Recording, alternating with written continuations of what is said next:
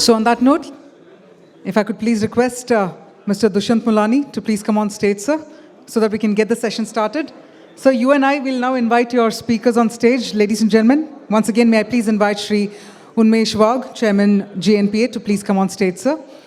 We managed to gather some valuable words of yours in the inaugural session. We'll continue that with the first business session. May I also please invite none other than Captain BVJK Sharma, Chief Executive Officer of the Navi Mumbai International Airport. May I further please invite Dr. Deepankar Sinha, HOD Trade and Logistics, IIFT, to please come on stage. Dr. Deepankar Sinha. May I also please invite none other than Captain Deepak Tiwari, Chairman, CSLA, to please come on stage, sir. And finally, may I please invite Shri Shankar Shinde, Chairman, International Federation of Custom Broker Associations. I have to guarantee one thing, ladies and gentlemen, we've got some of the heavyweights of the industry in our very first business session. Can we have a heavy round of applause as well? Dam lagakar thoda ya zordar taaliyan ho jaye, everyone. That's what they call about the industry, the industrious industry. So thank you for staying back with us. And on that note, we're about to get the session started. We'll get to hear from the industry captains, and let's do that.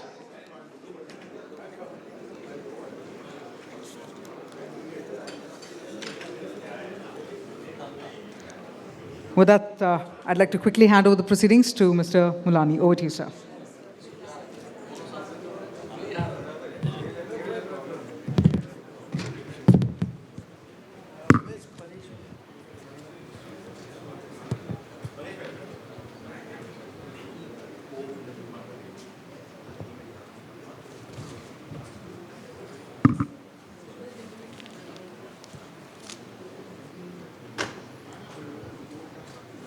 Now, before I request Mr. Dushyant Mulani to spearhead the session, may I please invite Mr. Paresh Thakur, Vice President, BCBA, to set the tone about the session. So with that, over to you, sir.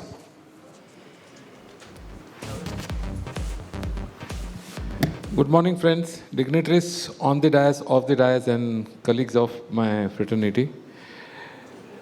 The first business session to set the tone of the entire conclave is vision during Amritkaal. Now, friends, whatever we do in our life, if we don't have a vision, we really don't grow that fast what we want. So, as BCBA, we decided to start our first session, which can give us vision and leadership thought, for which the dignitaries on the dais are best from the logistics industry. I do not have to repeat their introduction. They do not require any introduction. Any person who is in the logistics industry knows each and every gentleman present on the dais. So without taking much of your time, as it is we are running behind the schedule, I would request the moderator, our president and IIFCBA chairman, Shri Dushyant Mulani, to kindly start the session. Thank you. Thank you, Paresh bhai.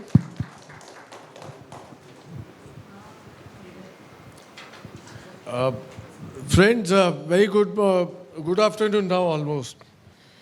Point is that when it comes to logistic and following the tenets of national logistic policy, this region is going to witness a different kind of growth curve. And this growth curve, without taking much of your time, would want to convey that the esteemed panelists that we have today here, Chairman JNPA, Shri Unmesh Wagh sir, Shri Captain BVJK Sharma, representing Adani Airports and Navi Mumbai International Airport, Captain Deepak Tiwari ji, Chairman CSLA and representing MSC,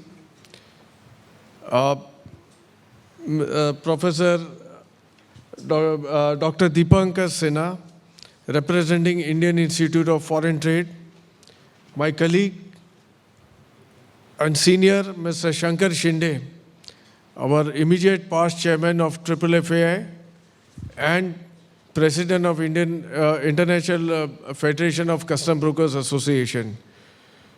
Each one of them are different luminaires in their own verticals and segment. With the announcement of Vadwan Port, which is being handled by JNPA and spearheaded by none other than Chairman Unmesh Wagh sir,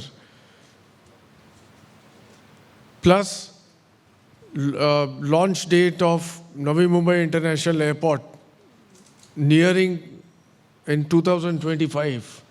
Captain, if I'm not wrong, we are going to witness a major paradigm change in the kind of logistics, scale of logistics that is being handled in this region. So here we are. I would request first and foremost Chairman JNPA, Shri Unmesh Wagh sir, to just present his views, give his presentation on Vadwan Port and take this journey ahead and acquaint us with that. Thank you, sir. Thank you very much, Dushyant ji. A very good afternoon. I will just present the basic features of the port, just to set the context, I mean, why this port is required and why there is so urgent and pressing need for this particular project. If you go back to the little 24 or 25 years back and just see the China now, which we all look after, that we should be growing like that, because that is an Asian country, a populous country, so we have many similarities with that. In 2000, China also has the exempt trade in containers, which India has today. So our situation and China's situation differ in, there is a difference of 25 years. So in 2000, China does not have that much of capacity, and it has approximately 20 to 22 million TEUs, their total. And now today they have 200 million TEUs of container exempt trade. So it's almost 10 times. So if we consider that we are also now going on a very fast trajectory of growth, we did 22 million TEUs approximately last financial year, total exempt trade in containers across the India. 65% of that exempt trade is through JNPA and Mundra, 65% of that. So, and 75% if you add Pipavav also. So what it indicates that 75% of our container exempt trade is from northern, western sector of India. And this trend will continue because the growth of the manufacturing industry is mostly concentrated on this area. So we will require a huge capacity addition in this area only. Otherwise it will not sustainable, or our products will not be competitive in world market if you have long distance to gateway port. So south of Mumbai, it is very difficult to have a port, because then the evacuation to hinterland to north becomes a lengthy process. Its distances are more, and Sahyadri comes in between, so that evacuation also poses a great difficulty. So we have to have, and in Saurashtra area, if you go, then that is far from the hinterland, and that also increases the distance. So we are left with north of Vasai and south of Daman, a very small stretch. For this enhancement of traffic, we don't have any other spot. So Vadwan is a very crucial spot, and that what I said earlier also, there is no other spot in 7,200 kilometer of our coastal area which is as good as Vadwan, because it has some geographical features which are unique to this particular spot. One, we have 20 kilometer draft near to the shore, 6 kilometer near to the shore. Then you don't have the Sahyadri to obstruct the interland traffic. And then The distance from the port to the existing highway is only 32 kilometers. Existing DFC is only 12 kilometers. And the proposed expressway, which is about to be completed in a year, is only the Delhi-Mumbai Express is only 22 kilometers. It is 150 kilometers north of Mumbai, JNPA, 180 kilometers south of Surat, and 150 kilometers west of Nasik. So the graphical structure is this. It is a totally offshore port. We will create 1448 hectares of land inside the sea. And what we proudly say, that we will not use an inch of land for our port activity. All land we will create. We will, this particular slide, this is a traffic potential which I have already explained, that your traffic projections, where the location is that all the clusters of industrialized clusters of India, they are mostly catered by this particular port. So the hinterland is a great hinterland having great potential. We did our traffic study, and by 2040, in this region, for this port, the traffic of 40 million TEU exists. This is the port. This is the layout of the port. If you see that it is a totally offshore port, the 1448 hectares of land we are going to reclaim. The S-shaped is the breakwater, which is a 10-kilometer breakwater, which we will create for the tranquility, so that there will be operation throughout the year without any hindrance. The spear-shaped structure which you are seeing, these are the 9 container terminals, 1 kilometer each length, so 3 berths each. The dark blue that shows our channel. The channel is very small, so the cost for the shipping lines and for the tugs, for the guidance, is very less, because it is just near our berth. So that is another advantage. We have rail lines inside the port. The port is connected by trestles of 6 kilometers to our land. And on S-shaped breakwater, we will have 4 liquid terminals. And down south, we will have 4 multipurpose terminal, 1 Ro-Ro terminal, and 1 terminal we will give it to the Coast Guard. The protruding part near the shore, that also reclamation of 200 hectares. All the tank farms and some place for the CPP and other custom house and our administrative building, we will provide, all are built there. The green line depicts the proposed 32-kilometer, 8-lane access controlled road, which the Vadhavan Port Connectivity Road. It is to be built by the NHI. Land acquisition process will start next week. The 12-kilometer railway line is also along with this particular road. And it is connected to the national highway and proposed expressway. So the evacuation will be much faster.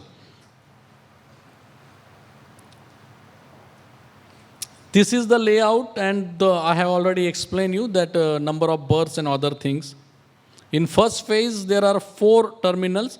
The right corner shows the first phase, and the second bigger picture is the first and second phase. First phase will be completed in 2029. Second phase will be completed 2034. It depends upon the requirement of the container terminals. Accordingly, we will enhance the capacity.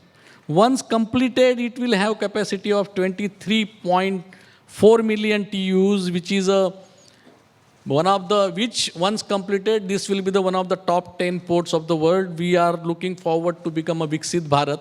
This is a port of Viksit Bharat, and this will, because now Mundra JNPA number is 25 and 26 in world ranking capacity wise, which is not good for our aspirations. So this will be the port which will fulfill our aspiration.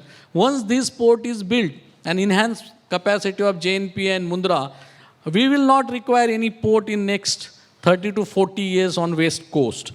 The chronology, as I said, it started conceptualized in 1991-92, but again stalled in 2006. 2020 February, it is the Government of India declared it as a 13th major port, and then the process for the design of this port started, and Cabinet approved last week. So during 5 years, the all engineering drawings and other things we have done. We did a lot of peer reviews so that there should not be any issue left. As I also mentioned that this port will be a very sustainable port. We will not use any carbon generated electricity. All the electricity required for this particular port will be a green power. We will not use any diesel truck inside the port. All the trucks will be the battery operated trucks. And if possible, we will not allow any trucks to take the goods. If it is a diesel operated, it should be either CNG, LNG, liquid hydrogen, liquid ammonia, or the electrical operated truck. So it will be totally green port. The shore power will be used. So the engine has to be shut when they are berthed at port. So this will be a fully sustainable green port. These are the just as Gati Shakti, lot of people mentioned that. So this is the best example of Gati Shakti. The roads will be built by the NHAI, the railway connection will be built by railways. The power connection will be given by the Maharashtra Power Distribution and Transmission Company. They have already agreed to do that work. The water reservation was done by the Maharashtra government's Water Resources Department, the Irrigation Department, and 60 MLD water is already reserved. The Jivan Pradhikaran will be doing the connection, water connection. So this is a totally a cooperative federalism kind of thing that the state and central government come together to do this project. Maharashtra Maritime Board has 26% equity share in this. Now, as far as the funding is concerned, the first phase is approximately 50,000 crore. Out of that, 40,000 crore we have to put in as a public sector, JNPA and MMB. We have to put in 13,000 crores of equity, and rest 21 approximately 1,000 crores has to be by loan. And as I told, Power Finance Corporation already sanctioned that particular loan to JNPA, but we will consider for a much cheaper option also. And we are also mulling the idea that there should not be any loan required to take. We will generate our internal resources to complete this port. So there I am working on this particular idea that we should not take a single paisa loan to build this particular port. So this is the landlord component, that we will build all the infrastructure, the basic infrastructure, and all the terminals will be built by the concessioners, and they will get the concession. So from the first day, it is a landlord port. The concessioning authority, JNPA, my Vadwan Project Private Limited, will only do the concessioning authority job, and all the port terminals and are on the PPP based. So this is the landlord and that component. And one important aspect, because this is a BCCA program, that local population we have developed 27 skill set to train the local population. One of the skill set, we are helped by the BCCA to create this particular program, and they trained many people and also offered job to the more than 200 people. So these are the training camps, and you can see the familiar faces there. And this is the first of its kind, and the BPPL recognize the contribution of BCCA in development of Vadwan, and we will extend whatever help is required to BCCA so that they can serve this port equally well as they are serving Mumbai and JNPA port. Thank you. Thank you, Wagh Sahab. The entire, not only this region, but the entire country is looking up at the kind of developments which are coming up. And as you mentioned that with Vadwan Port and Mundra Port, there won't be any requirement for next 30 years. So yes, we are looking up at beating China at their own game. First step has already commenced. And under your leadership, we are sure that we'll achieve that soon. Thank you, sir. And one mention, because when Jain Port was constructed, a lot of my seniors who are out here, my board of advisors present, they had seen right from scratch. So it's definitely one generation ahead. Now we are fortunate to have that. And we will partner with JNP in whatever manner is required to bring up this great infrastructure. Thank you, sir. Yeah. I have to attend one meeting, so with your permission, I would like to leave. We'll sign the Thank you. MOU and then go ahead. Sorry. Yeah. The MOU. So, friends, paucity of time with Chairman JNPA.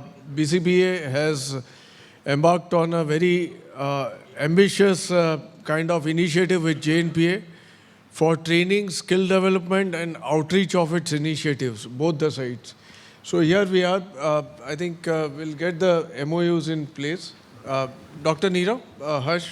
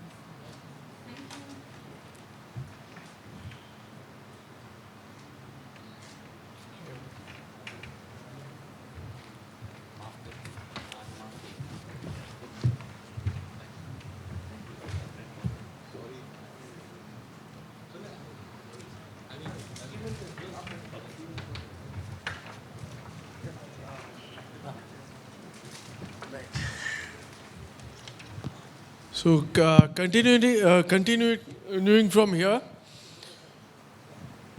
about last year, we were called to his office from Adani Group, Captain BVJ Sharma. He showed us a nice film. What kind of great infrastructural work is underway right now at Navi Mumbai. Friends, it's seen to be believed. 52 hills being flattened out and infrastructure being made. It's one of the one of the biggest airport which is coming up in this region. And heading it is none other than Captain BVJ Sharma, who has a vast experience in his career, originally with Adani's, then with Jay's port, Jaigarh port, and now back again, handpicked by none other than Chairman Mr. Gautam Adani ji for rolling out this airport.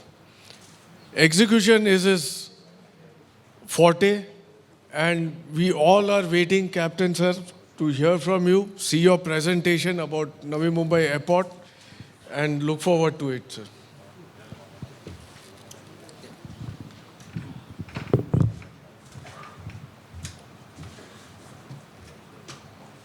Thank you, BCBA. Very great initiative that you have invited us, especially the airport and logistics being my core subject. I am very much eager to see that how this session turns up, and a very powerful inaugural session, a lot of data exchange, and even action points have been charted out. So let me present the Navi Mumbai Airport vision not 2047, but vision 2038 maybe. Please.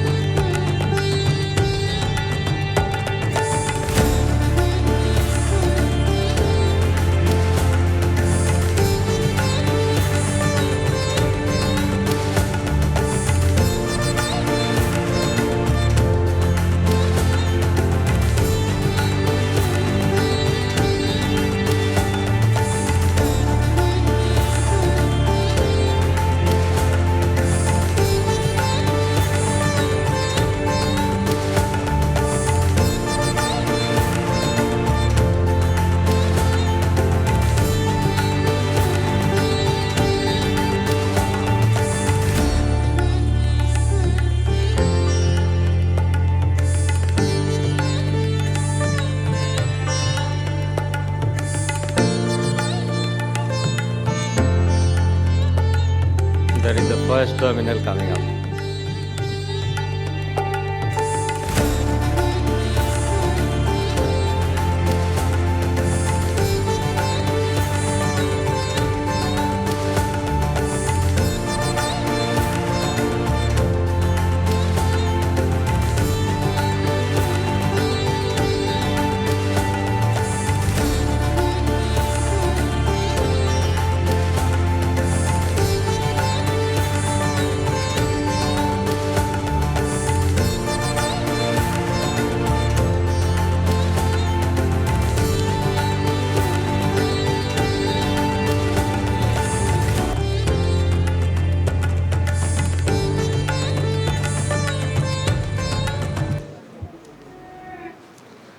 It could have been longer, but gentlemen, this is the runway that is already ready. So probably it will take few seconds for you to see the runway readiness. Please play this. but 3,700 meters of runway, which can take up to code F.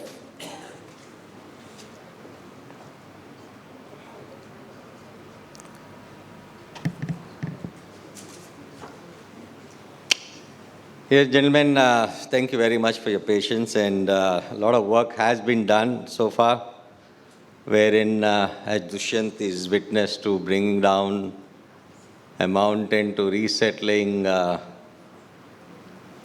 a lot of people, including when we stepped in, about 227 structures were still inside and 45 temples inside. Water bodies got diverted, mountain brought down, used to fill it up from 0.23 meters to almost 8.5 meters now. And runway readiness, we have shown we are progressing towards almost 50% of the terminal work is yet pending, and this monsoon challenge is there, but we are targeting to open up for domestic travel in March 25. And hopefully, with the help of AI, DGCA, and all the 33, 38 statutory authorities' help, we should be able to attempt that. But we're also targeting in September to bring defense aircrafts and start operating trials with commercial airplane from October end onwards. So we invite BCBA and its leadership to come and see the terminal. We are willing to work with you to operationalize it properly. We have Manoj with us, who is heading our cargo functions. I'll also introduce you to other leadership there and see how we can work together, because JNPT chairman also had a nice word about BCBA taking leadership role in settling people of Wagh. So I'm happy to participate and understand how BCBA can help me, because there are a lot of expectations on the ground there. As you all know, our group, Adani Group, almost 11 publicly listed entities are there with a market cap of 185 billion. A lot of hidden potential in Adani exports, which are yet to be listed. And we are covering this transport and logistics in a big way, where in our seaports, airports, logistics, road and rail, including metro, is coming up. We are also getting big way into the actually metro network, where line 8 from existing airport to our airport might come up on PPP mode, and we will participate in that.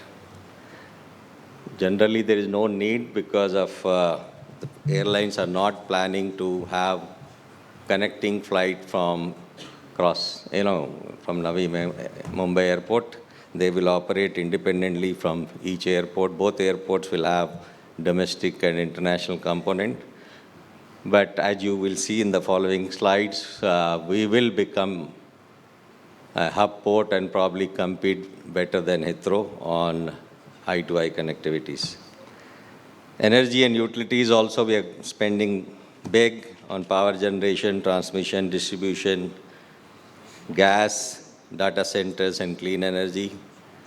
Materials, we have been in cement and natural resources. Now copper manufacturing has just been inaugurated. Consumer business, we are there on FMCG and other products. And on digital drive, we are Adani Digital Innovation Lab has done a lot of work. Probably if you all have not downloaded Adani One app, you should be doing, and then seeing how that app is going to drive the entire customer experience, including in our airports. Doesn't change? Okay. We'll fast track now that Kavya tells me that the time would be short because of the earlier sessions flowing beyond time. And I'll take you to the next slide, wherein, which is very specific to our Adani Airports Holding Limited, where We have committed to put another $21 billion investment in next 10 years. And you are seeing the ports across. There are 7 operating airports. And Navi Mumbai Airport coming up with 20 million capacity to start with. And it will go up to 90 million by the Vision 2038 that we have presented. And it's almost contributing 45% of our Indian aviation GDP. And it has this unique combination of network of airports, integrated multimodal logistics, and our operational excellence with the inorganic growth that we are planning. And we are almost serving about 300 million passengers now with the consumer base. And this unique combination is helping us to think of investing this much in our airport businesses. And we are right now India's largest airport operators, and it's likely to get listed by 2028. As of now, about 25% passenger movements in India are under our 7 operating airports, almost touching 90 million passengers in FY24. Manoj has handled almost 1 million metric ton across our air cargo, across our airports, and almost that is constituting about 33% of air cargo traffic, Manoj. And we have opened up 42 new routes in our business development aviation strategy, and about 20 new airlines got added across 7 airports. We have a network of almost 121 unique destinations, and the city side development across various airports are happening. And in the following slides, I'll explain that our city side development will be a mega 240 acres of development on our land side within the 1160 hectares of our airport. So this is our initial cargo setup. Manoj would take these slides later on during his presentation, wherein domestic and international cargo is on one side, and we are building capacity of handling up to 0.8 million tons of cargo in the current phase, which would be ready by March 25. And this cargo handling capacity would go up to 2.6 million tons by the next slide, which this in about 40 acres would help us with automatic retrieval system, vertical storage retrieval system, the separation of domestic and international cargoes. We are targeting to handle about 2.6 million ton of air cargo in this, consisting of businesses leading to which is your subject in pharmaceutical, dangerous goods, valuables, express cargo, live animals, and perishables. Our USPs, I would skip, but nevertheless, the work will speak when we start operating. Just to present that our next slide, please, where current phase, I have to reset your expectation having shown 2038. So this is what would be ready in the March 25. About, I would have done 92% of physical work and about 83% of financial progress by March 25, and attempting to start commercial operations of domestic flights at least, also possibly. We are also in touch with all the airlines, including Air India, Indigo. Akasa wants to be the first one. But nevertheless, the demand of entire MMR region is exceeding supply. So almost 180 million passengers by 2040, where existing airport is saturating with one runway, handling 50. There's scope for another 130 million, wherein I am pitching it with 90. So again, another airport would be required by the time we complete our phase 4. So this is our next phase, where Terminal 2 would be constructed with either 30 or 35 million capacity. And in the phase 4, we are building Terminal 3, which will be another 20 million, taking us to 70 million, or maybe 75. We'll have to keep working that out. And the last phase, 90 million by 2038, where we are talking about the 4 terminals, all terminals connected through the underground rail system called APM, where you will remain on air side. You need not go and clear your, you will remain on the secure side of, so like what you've experienced in other airports around the world. It will be easy for you to transfer from domestic to domestic, or domestic to international, or international to domestic, or international to international. And this is one. And also we have ensured that no surface movements of vehicle happen. There is an underground passage below the apron which will take the belly cargoes and other general equipment moving below the cargo. And you see that almost 240 acres of land site development consisting of various hotels and convention centers and entertainment parks, which will come up within this 1160 hectares. This 90 MPA would see a phenomenal growth from 20 to 90. Our concession agreement was only 60, but we are in discussion with the government, and we have got a first stage of approval to take it to 90, where cargo from 0.8 is going to 2.6, and passengers from 20 to 90. And a unique feature here is we have 2 parallel taxiways, unlike one in most of the airports. And our RETs are also designed for a very rapid exit between 60 to 70 kilometers per hour.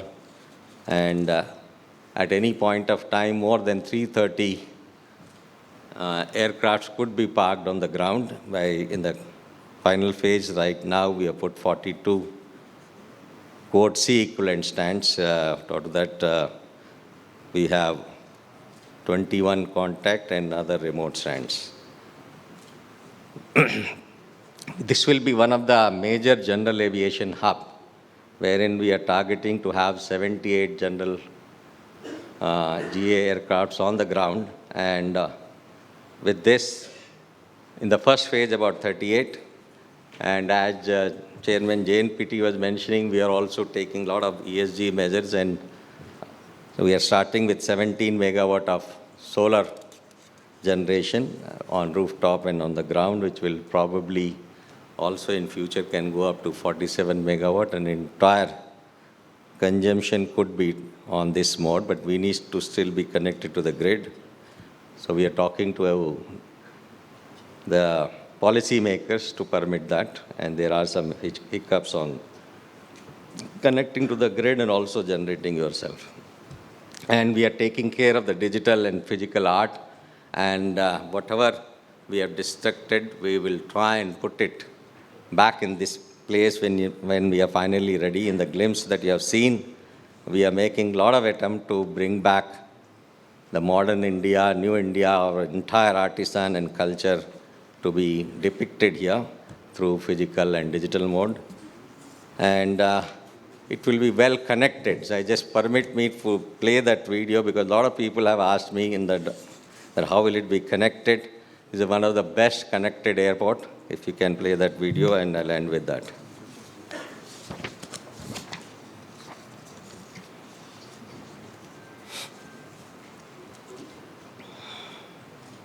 Airport shall be one of the largest airports in the world and is planned with high-speed multimodal transport connectivity by expressways, highways, arterial roads, metro, suburban and high-speed rail, along with waterway connectivity to ensure fast movement of passengers and cargo from catchment areas in Mumbai metropolitan region to this greenfield airport.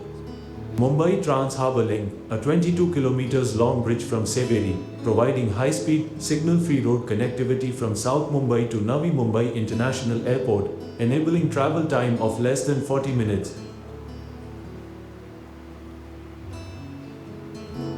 The existing Sion Panvel Expressway connecting to Palm Beach Road and Amra Marg provides second high-speed road connectivity option from Mumbai to NMIA. Palm Beach Road also provides fast road connectivity from Thane and northern Navi Mumbai to NMIA, and this shall be further enhanced in future through a dedicated elevated road link from Palm Beach Road to the airport. Sion Panvel Expressway, connected to NH4B, provides eastern connectivity to NMIA, serving passenger catchment of Thane, Kalyan and Pune.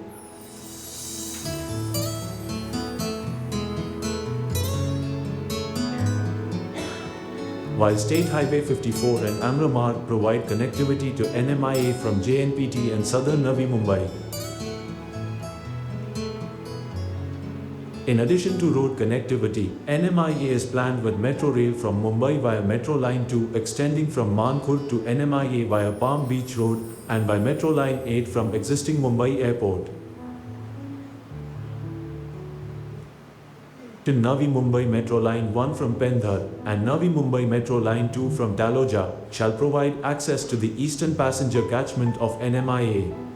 CBD Belapur Uran suburban rail connectivity to NMIA, beneficial for employees and staff, is already operational with its Targar station located close to NMIA. To enable truly multimodal airport connectivity, a water terminal is planned close to Navi Mumbai International Airport in Panvel Creek, offering water transport connectivity to passengers and cargo to this airport from Mumbai and surrounding coastal region. With this multimodal transportation network, Navi Mumbai International Airport stands well equipped with robust, high-speed multimodal airport connectivity from all parts of Mumbai metropolitan region to serve with eventual phase capacity of 90 million passengers per year.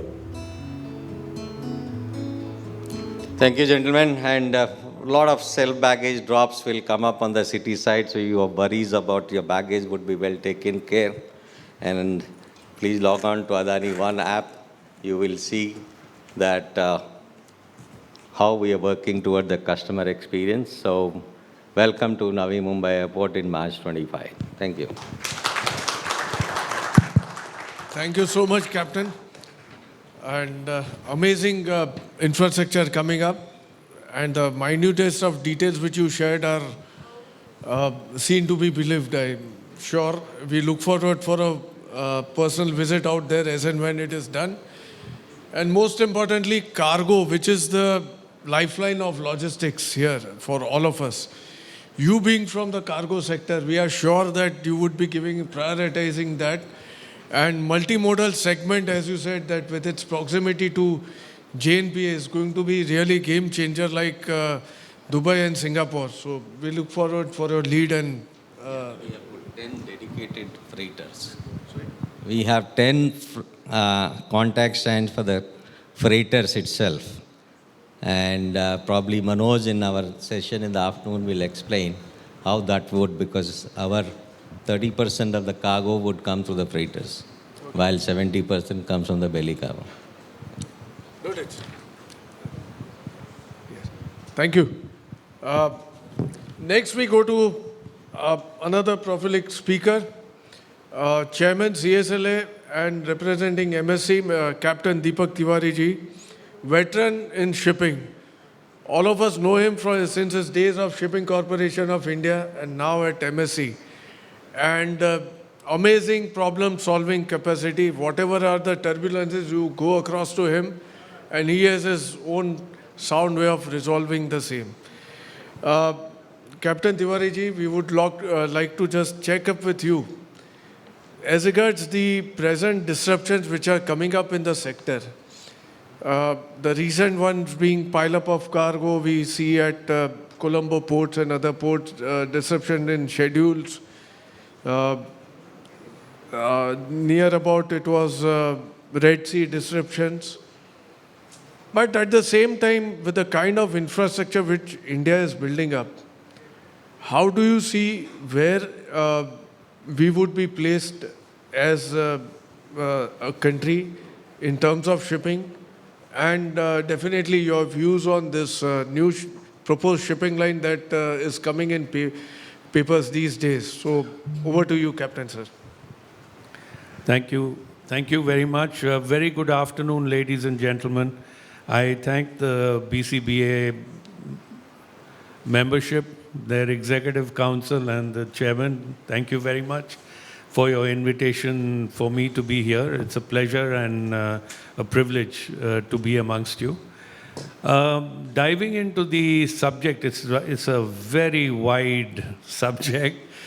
Let me just start by putting things in perspective as far as India is concerned. 2024, the global economy is expected to grow at 3.2%, despite all the geopolitical disruptions that are there in the world today.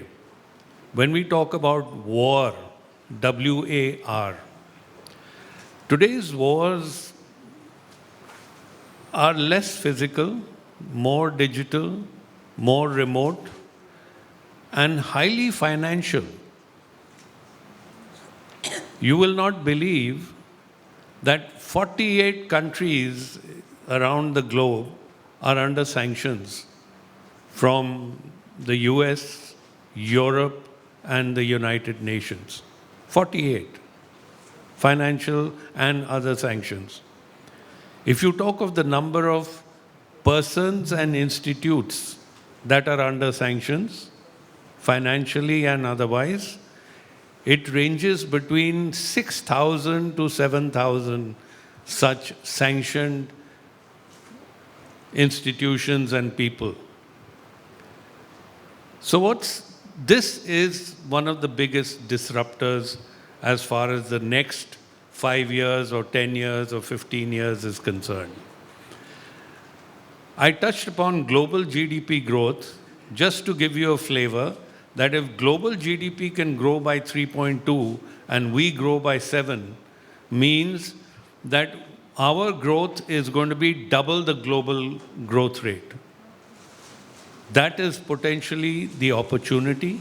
That is going to fillip the trade of both export, import, as well as domestic trade of India.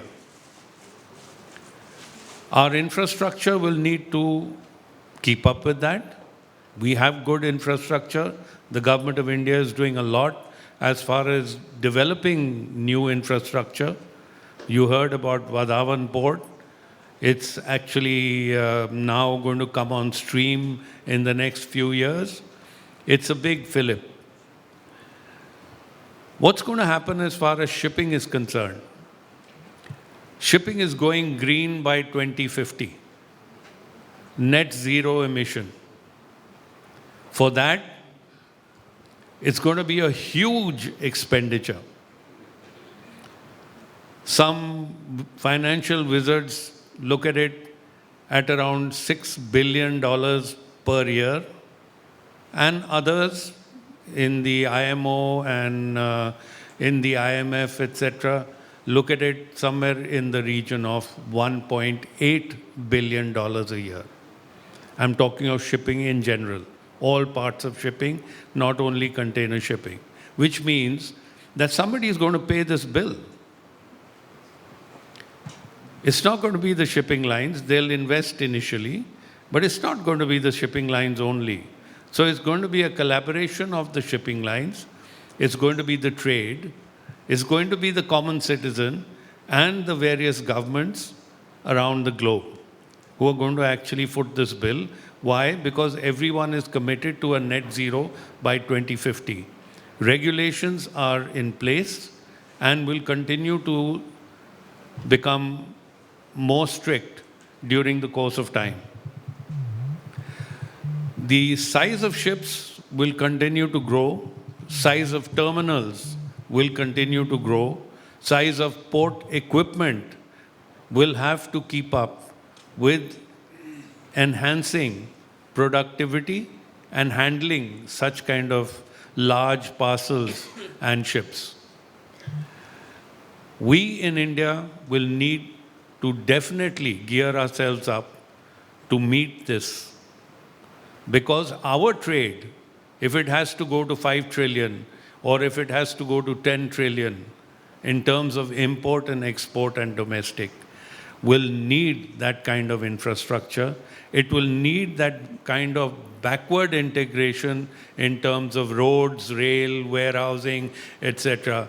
And let me tell you, a super example of the global #1 country where the ports and their infrastructure have been in a mess during the last 4 years. The strain that they've taken has gone right across the globe and has affected every single country that trades with the US. So where everybody was turning around and the US government was turning around and saying, we are the best, we are #1, we have the infrastructure, we've put money into everything, and everything is hunky-dory. 2020 came, 2021 came, 2022 came, we are in 2024, and we are having bottlenecks in the #1 country of the world. Imagine what's happening in Europe, imagine what's happening elsewhere in the world. These challenges, both geopolitical as well as infrastructure bottlenecks, are going to be the ones that need resolution from the logistics and supply chain industry. Not only shipping, but the entire logistics industry will have to look at this. In India, we were not too badly affected in terms of congestions, etc., but now it is becoming a reality, even in the largest port that we have in terms of container throughput, which is Mundra. I'm sorry, Captain Sharma is here from Adani, but the finger is not pointed at him. But it's just a question that luckily, Mundra has the space and the resources to actually build on their infrastructure. There are many ports in India, both public and private, which do not have the space, nor do they have the infrastructure to build and expand their throughput growth. I don't want to be rambling too much on this one. So what is the potential is huge. As I mentioned, as far as the GDP, that follows with the trade growth that India has. The challenges will be for the logistics service providers to disseminate the resolutions of these challenges to the Indian trade, both EXIM as well as domestic. It is going to be the responsibility of the BCBA members and the entire logistics industry to actually disseminate resolutions, become a problem solver and people who can resolve issues, find solutions, give solutions, rather than be a problem in itself. So the thinking very clearly to the BCBA members would be, and to the trade in general, is look at the MSMEs. Everyone is talking about the MSMEs. The government of India is giving a fillip to the MSMEs, not for nothing. I do not know whether you're aware that 42% of India's export, 42%, is through MSMEs. And 29% of India's imports is through MSMEs in volume. Look at the MSMEs. They are going to be our future. They are going to be the people who will need hand-holding, and they are going to need your expertise, or should I say, our expertise, for the coming years ahead. If we do this right, we are on the right track. It will take our India's export and imports into the next level and into the future. We do not need anyone to give us the skill sets or the knowledge base or the technical knowledge to do this. We in ourselves in India have sufficient knowledge and skill set to actually propel ourselves to the next level. So I'll stop with that. I've been very general. I've not thrown too many facts and figures, and I've not thrown problems at you. I've just said, let us look at resolving issues rather than pointing out problems. Thank you. Thank you so much, Captain Tiwari ji. I think our fellow captain, sir, Captain BVJ It's Sharma always wants to wisdom add. listening to Captain Deepak Tiwari. He has been our senior. But I agree with him on the MSME has a potential of 7x as far as the employment generation is concerned. And we should encourage MSMEs. Government is doing what it can. And coming to Mundra, recently we got an environment approval to take the capacity from 200 million to 500, probably 513 million. So you will see that kind of phenomenal growth in Mundra itself with the next phase. Thank you, Captain Sharma ji. I think Captain Deepak Tiwari ji, you hit the bullseye by conveying that where the growth will come from. And yes, our country is rightly placed, and we are all here together to represent and ensure that how we can progress in this, represent and progress, go towards the path of progress. Thank you. Very insightful. I'll go across to Mr. Shankar Shinde, immediate past chairman, IIFA, current president of International Federation of Custom Brokers Association, played a very pivotal role in the INSTC corridor, signed off by none other than Prime Minister himself. And personally, you've been on this dry run journeys also and one pilot run. With this situation, that time nobody thought that this could materialize. Now the present geopolitical situation has compelled rather few of the administration to look at it. If you can just highlight how this can be made operational, how our members can actually use this corridor, because we've been hearing about it, we have been seeing the presentations, but how will it connect finally? What are the representations which you've undertaken to ensure that we take place? And the recent reports of coal and oil shipments traveling through this sector were important. So over to you and your further wisdom in the matter. Yeah, thank you, President Mr. Dushyant Mulani, and congratulations to you and the whole BCBA team for organizing this event. And I hope this event becomes an annual event. This is a best platform which can impart knowledge for our members to take it forward. And in today's scenario, if you say the evolving time, we should have this on the regular basis. And this is where we come connect and grow towards achieving our endeavors. Thanks for highlighting on this INSTC corridor, which has been a very important part. I thought as a IFCBA, maybe we can touch upon some IFCBA custom brokers aspects also. But since morning, we have heard about the inaugural session also, Chief Commissioner of Customs giving different figures and different enlightenment as what is the expectation about the custom brokers. And we hope we can cope up with that. But it's not that easy because today we have seen the initiatives taken by the government of India.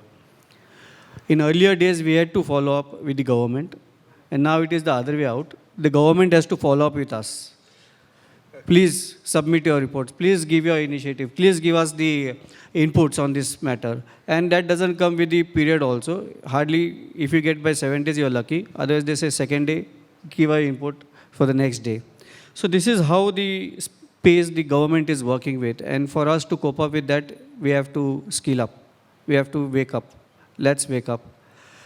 I think, see, here is where we have to see, because the traditional way of doing business has to be changed into a professional way of doing business. Inviting the next generation into our business can only be the way which we can achieve it. The new thought leadership which is required. And it is not only next generation, with women's participation into this industry.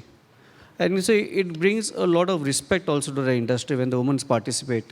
And we have seen the way they have taken interest in our industry. And it is no more left that it is the woman empowerment, because they are already powered. And they are now onto the leadership positions. And we experience that. The IFCBA, we just concluded with the World Customs Organization meeting last 15 days back.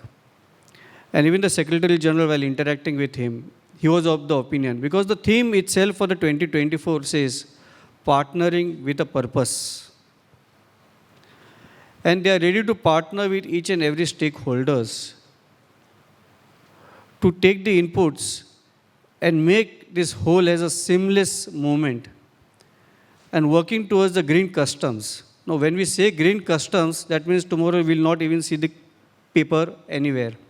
It is all the digital, all transparency will automatically come into picture.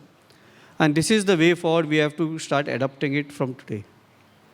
My dear friends, where President just asked me for the inputs on the INSTC, I would not like to take too much of time, because otherwise you'll have to skip lunch, which I don't think so it is affordable for any of us.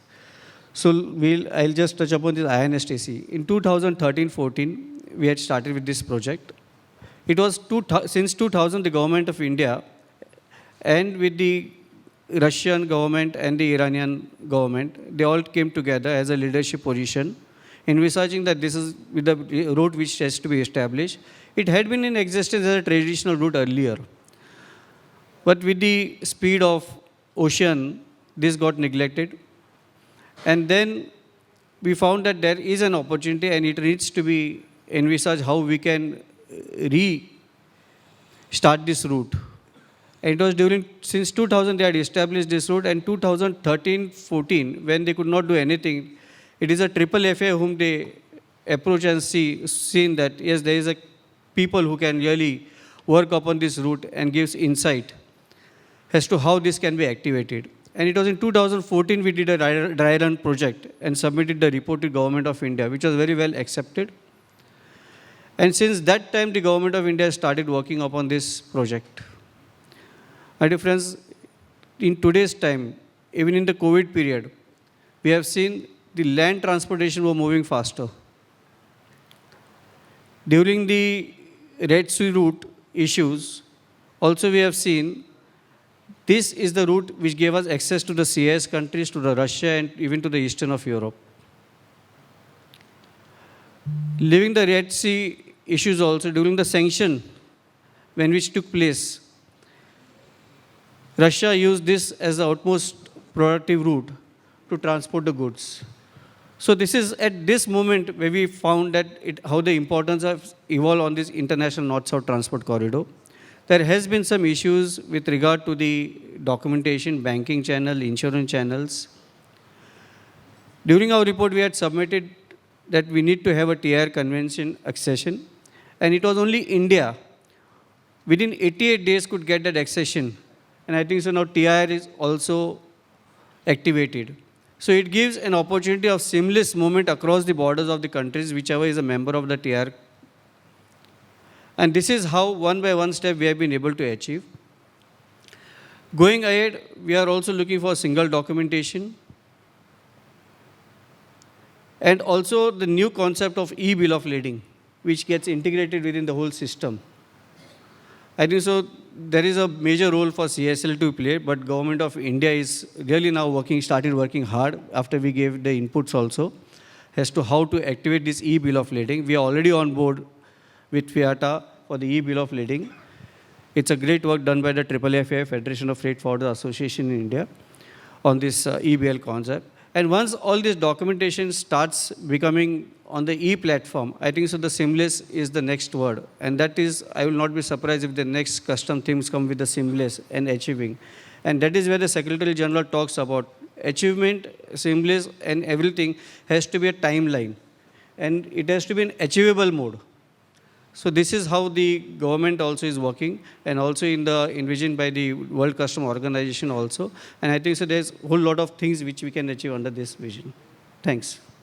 Thank you, Mr. Shinde. It was really a path which we need to progress ahead for our country as a whole. It will give us opening to the new markets as well.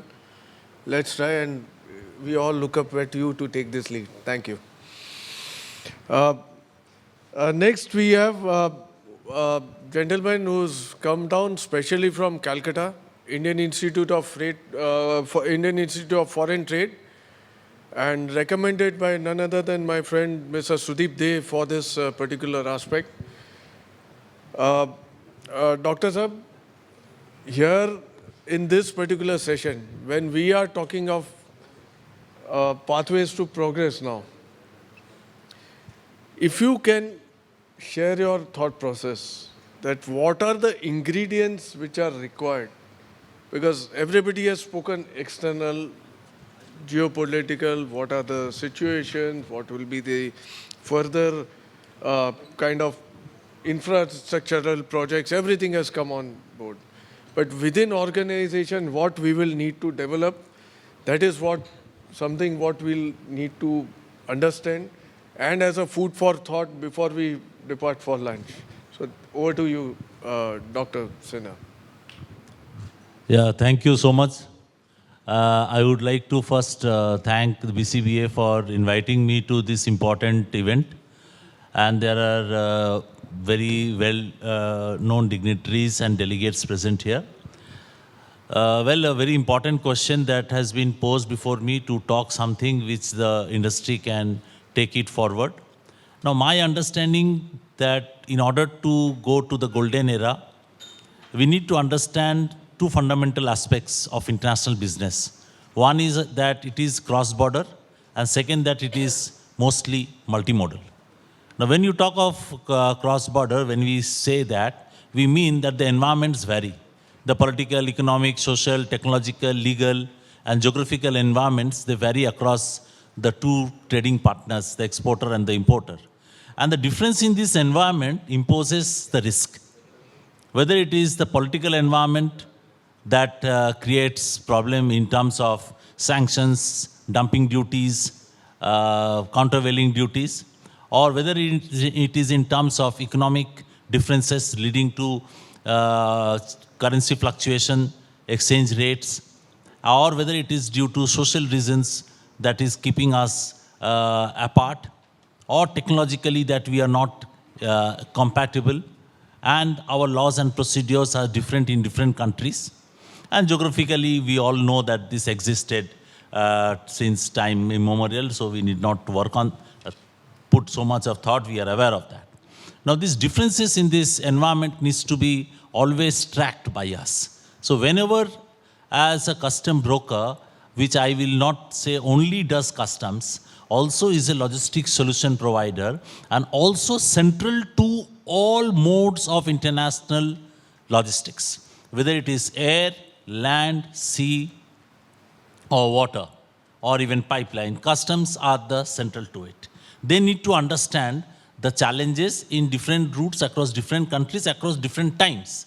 Say, for example, during bad economic times when dollar rates were escalating at a high rate, many countries who were importing could not pay us open the LCs, the letter of credits on time, because there were no foreign exchange reserves for them. And therefore, we had 40 days, 30 days delay of LC opening we observed. We also saw that due to this difference in the environmental factors, the prices of the goods became less competitive. And due to the diminishing power of the currencies across the world with compared to US dollar or euro or something like that. Now euro, trading in euro is becoming difficult. They are much higher price. 1992 INR is equivalent to 1 euro as against 85, 86 for US dollar. So if the best least economic distance that can impediment trade is that if we can trade in INR. So that has limitation as well. So we are all looking into the different perspectives, and we need to see that how we can cope up with this particular aspect. Furthermore, the institutions that are facilitating this particular aspect, say for example banks, I am told, and while speaking to different exporter importers, that trading with countries which are sanctioned, have sanctioned with regard to US dollar, even the Indian banks are not supporting them in giving the right direction and say that you take it via X country, Y country and trade in an indirect manner. in a slightly, say, a hush-hush way. Why so? If India has allowed to trade with a country which has, even if that country has a sanction in terms of US dollar, why should the banks in India prevent us from doing it or discourage us from doing it? Now the second part is about multimodalism that the customs have been dealing with them. Different documentation, and when we say multimodal, we say different modes of transport and different nodes. Nodes means terminals. So the modes of transport, we are all aware of the different modes of transport and the challenges within the country. And cross-border, we need to think of that the best mode, the most of the goods move by ships, and then comes the air. In shipping, what we observed when we were partners to the government of India in the session Logistics for Trade, that cross-border digitalization is very, very less.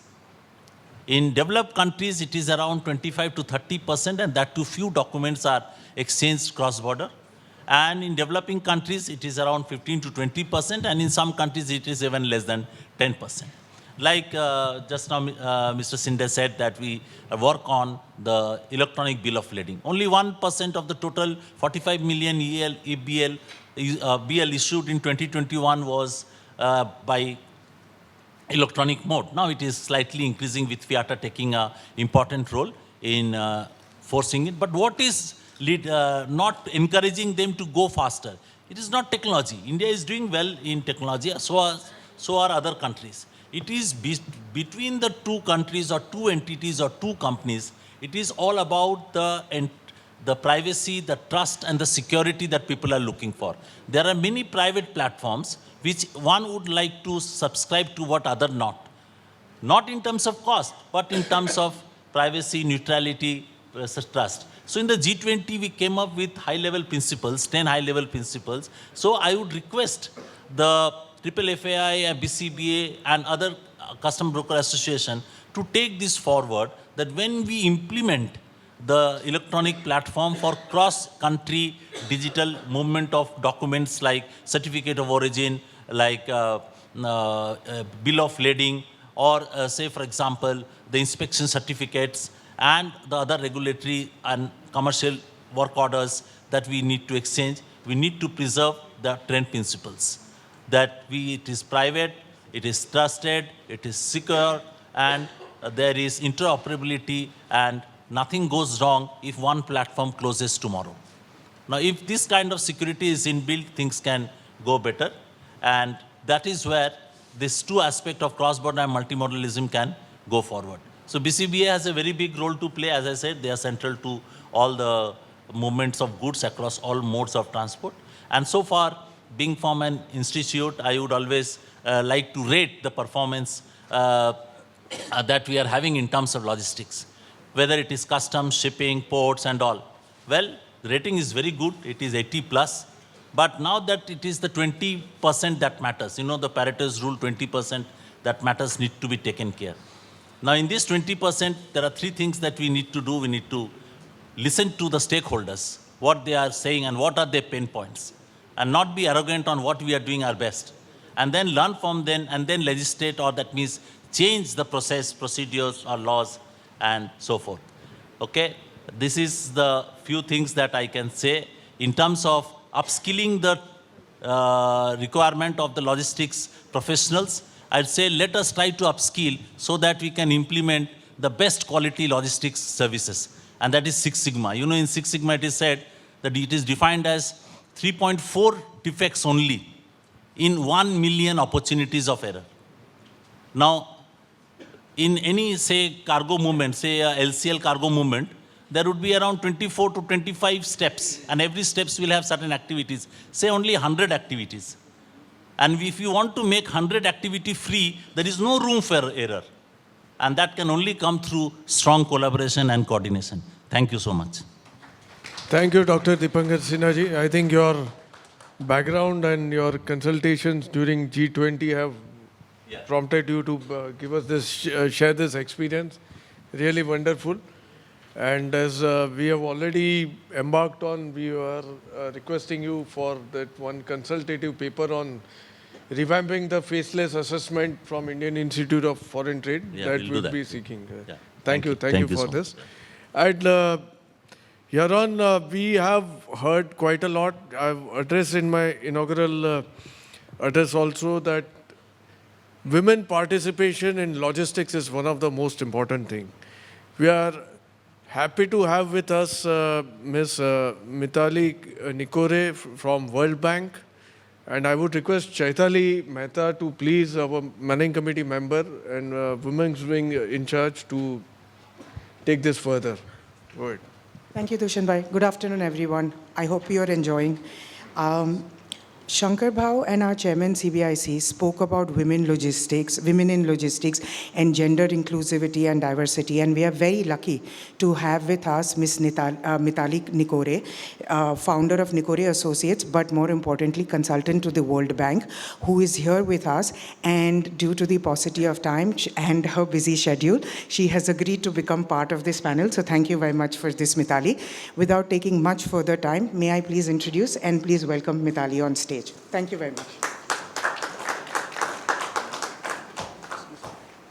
So, thank you so much, first of all. I'm here wearing two hats. One, of course, as a founder of a youth-led economics research group, which is Nikore Associates, but also suddenly, catapulting myself into the role of an expert advising the World Bank on gender mainstreaming in trade.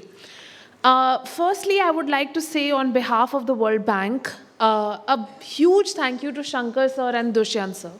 They have been the pillars of support over the last 1.5, almost 2 years. World Bank is currently supporting the customs, CBIC, with a massive project on trade facilitation in India. We are working very closely with member customs and his team to actually, bring forth a number of reforms on digitization, on trade facilitation, on different modalities of trade facilitation, and also on monitoring trade facilitation. I mean, it's not only enough to say we will have trade facilitation, but also we have to track our progress. And we are working closely with customs to develop certain indicators to track that progress. And in that process, FAI has been a constant partner. So firstly, I would like to thank both of them here. But I think Shankar sir and I have a bond when we talk about women in logistics. And of course, someone like Chaitali ma'am, she is the true leader in all of this country. At this point, I'm working with at least 7, 8 different associations in the logistics sector. And the way Chaitali ma'am is running the FAI Women's Wing is exemplary for the entire country. And because of that, I think she deserves a huge round of applause. And because of that, in our upcoming dissemination work and in some of the videos that we are producing at the World Bank, we are actually doing an in-depth feature on her and how she has built the FAI Women's Wing from scratch.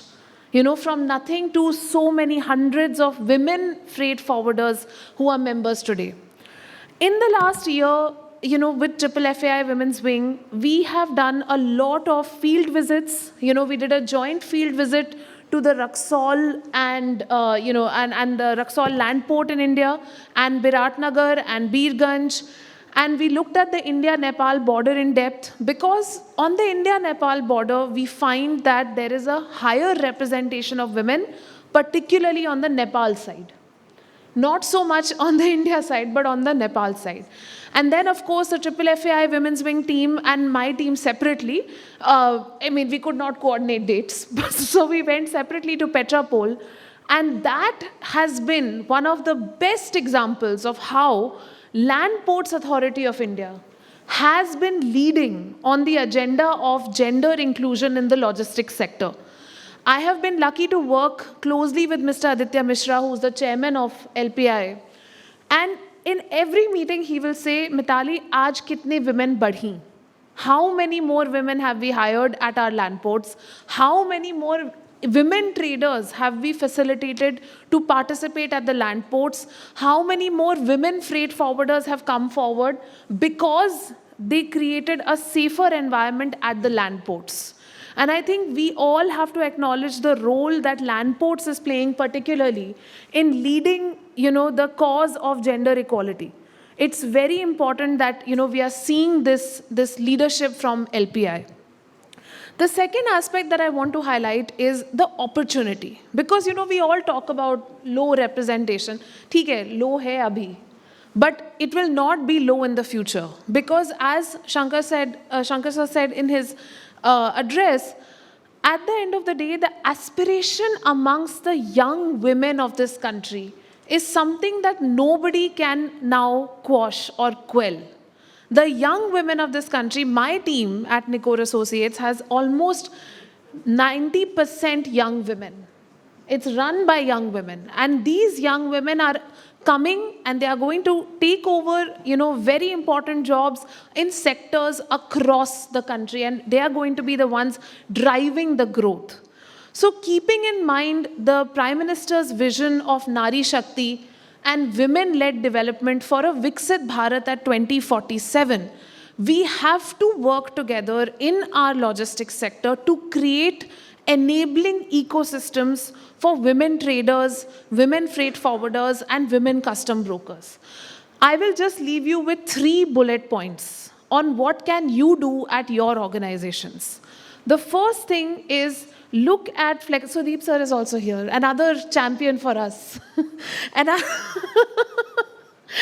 So 3 bullet points on what can you do, to include and to enhance gender inclusion in your cities as you work with more and more freight forwarder entrepreneurs, with more custom brokers. The first thing is FFI itself is a very powerful platform. There is a powerful platform for women to come. BCBA is a powerful platform, but across cities as well. Please include women in the decision-making in your organizations, in your industry associations. So when you are going for meetings with, ministries, please have more women members come with you, even if they are not, necessarily always central to that discussion.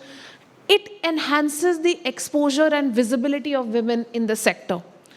And it creates role models. And you all are in that capacity where you can create those role models. The second aspect is to provide at the company level some support for women, some flexible work hours, some creches, lactation rooms, baby care rooms, some of that infrastructure, if we can create it jointly with other organizations who are close by or individually, it is very useful. One example I'd like to cite is Satwa Logistics from Chennai. Thanks to Chaitali, we were able to go visit Satwa's warehouse.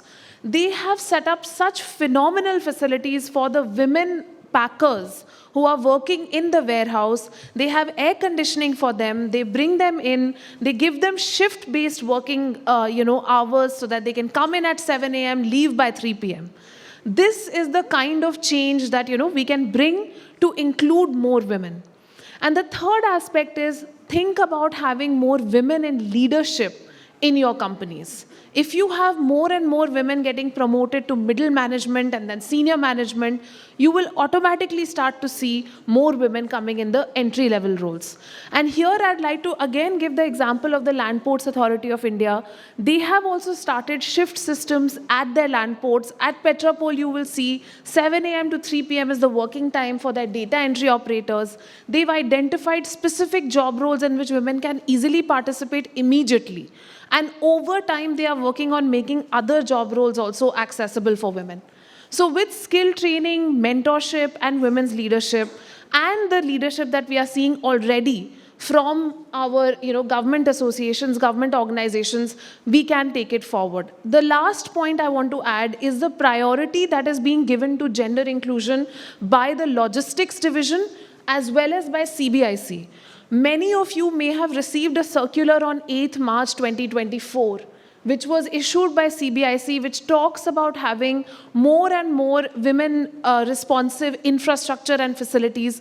We did have something to do with it. And we were advising CBIC on it. And at the end of the day, this is something that all of you can please refer to as important guidance, which is coming from the CBIC on what more can be done. With the logistics division, GIZ is doing a lot of work at this point to enhance women's representation in multimodal logistics parks as well, because that is another area where a lot of jobs are going to be created. So again, if any of you want to work more with the logistics division, this is one way of doing it, by hiring more women and demonstrating your leadership in that area. So with that, I'd like to thank FFI, BCBA, especially BCBA, for this invitation, for always including World Bank in your events. We really value the partnership, and we hope to continue working closely to make some of these transformational changes happen. Thank you. Thank you, Mitali. It was really wonderful to understand our views. And yes, we all are committed for gender inclusion of women in logistics, and you will see the results. Already we find that after COVID, the percentage of women working here has gone up substantially. We'll engage on this further. Thank you.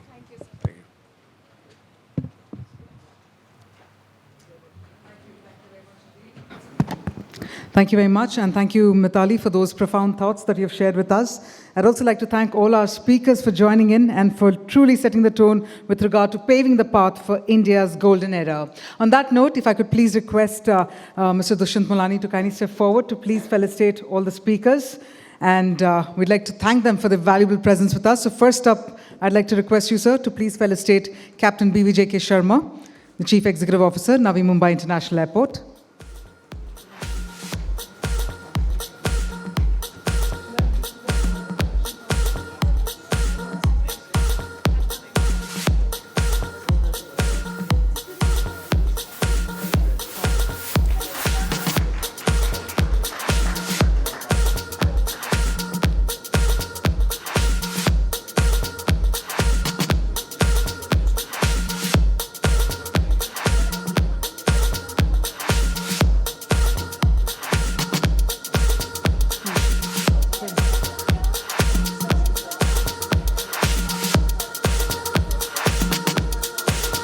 I now request Mr. Mulani and Mr. Parish to also please felicitate Dr. Deepankar Sinha, HOD Trade and Logistics, IIFT. May I also please invite Maruti sir to please join in on stage.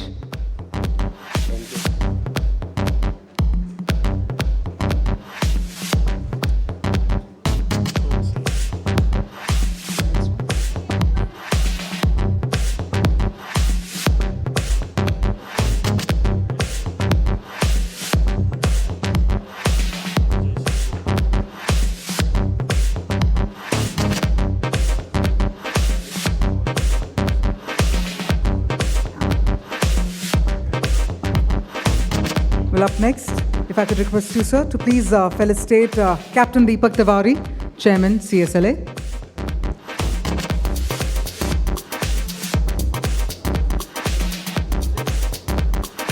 May I request Mr. Sanjay Shigoli as well to please come on stage for the felicitation.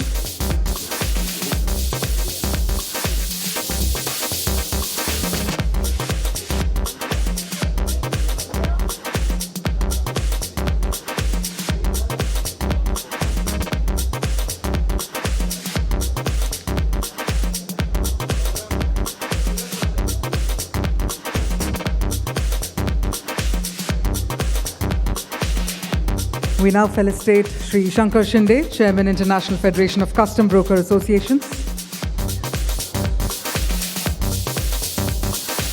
I also request Mr. Harsh Lapsia to please join in to felicitate our speakers.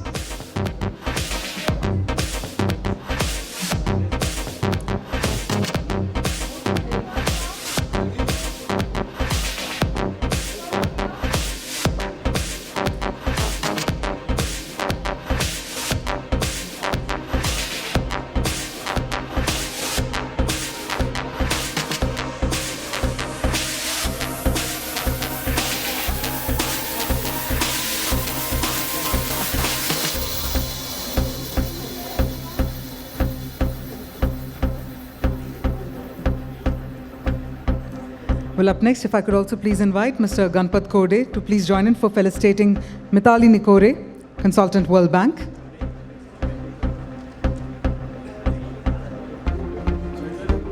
And let me also please invite, okay, Shaitali is done. May I also please request Neerav Thakur to please join in to felicitate Mitali Nikore.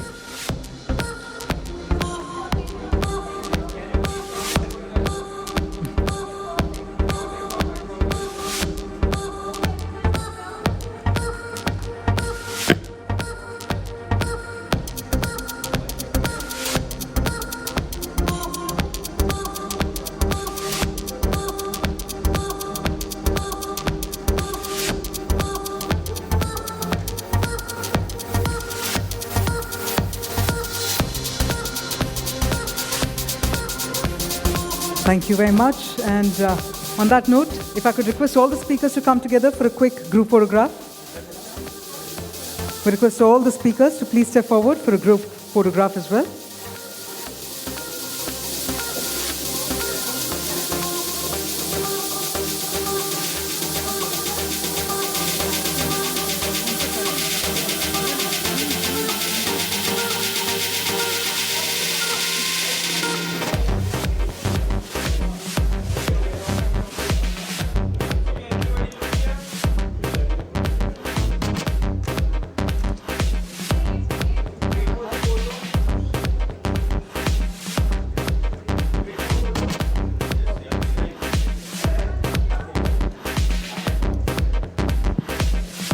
Meanwhile, ladies and gentlemen, let me inform you all that we will now be breaking for lunch. The scheduled break is for 35 minutes. Please note the lunch is being served in the ballroom. We also have the Jain lunch that is being served in the ballroom.